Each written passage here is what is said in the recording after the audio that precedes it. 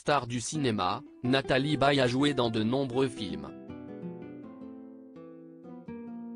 Si tout semble sourire à l'actrice, elle fait face à quelques difficultés au quotidien. Dans un entretien accordé au journal du dimanche, la mère de Laura Smet a révélé être claustrophobe. Le journal a rapporté, elle connaît une peur irraisonnée à l'idée de se retrouver dans un espace clos. Les ascenseurs totalement fermés, les voitures s'emportent à l'arrière, les IRM dans les hôpitaux, les pièces dénudées de fenêtres sont impossibles pour elle. Le cabinet du psychanalyste qu'elle allait voir à Paris était situé au-delà du 10e étage d'une tour. L'ascenseur était clos. Nathalie montait à pied. Nathalie Baye a alors glissé « Je ne peux pas lutter contre. Si est irrationnel ». Récemment, l'actrice a cependant surmonté sa phobie pour les besoins de la série Nox, sur Canal+. Pour l'OP, elle avait indiqué « J'ai lu les 6 épisodes par curiosité, persuadée que j'allais refuser le projet. Il m'a été impossible de les lâcher. Finalement, ce sont des séances d'hypnose qui l'ont aidé. »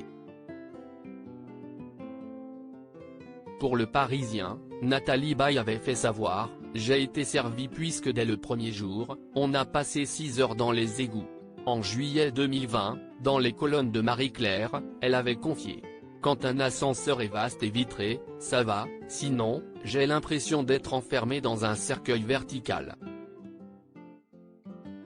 En plus de cela, l'actrice souffre de dyslexique.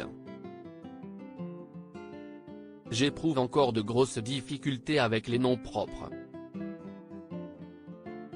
Si je rencontre un monsieur Trianon, je vais l'appeler monsieur Triton. En revanche, quand j'apprends mon texte ou quand je joue, il n'y a plus de problème. La dyscalculie est plus emmerdante », avait-elle glissé. Nathalie Baye, j'ai eu la chance d'être écoutée et suivie en 2016, dans un entretien accordé au Petit Journal, l'ex-compagne de Johnny Hallyday avait levé le voile sur le trouble dont elle souffre depuis longtemps. « Enfant, je confondais les lettres ou bien je mettais les mots à l'envers. Mais à l'époque, la dyslexie était totalement inconnue. Ma chance a été d'être dans une école où le corps enseignant était à l'écoute et mes professeurs ont détecté sans doute une forme de dyslexie. Mes parents ont alors rencontré Claude Chassagny. Lui-même enfant dyslexique et dysorthographique, M. Chassagny dirigeait une classe pour dyslexiques dans une école expérimentale. Pour conclure, Nathalie Baye avait déclaré « J'ai eu la chance d'être écoutée et suivie.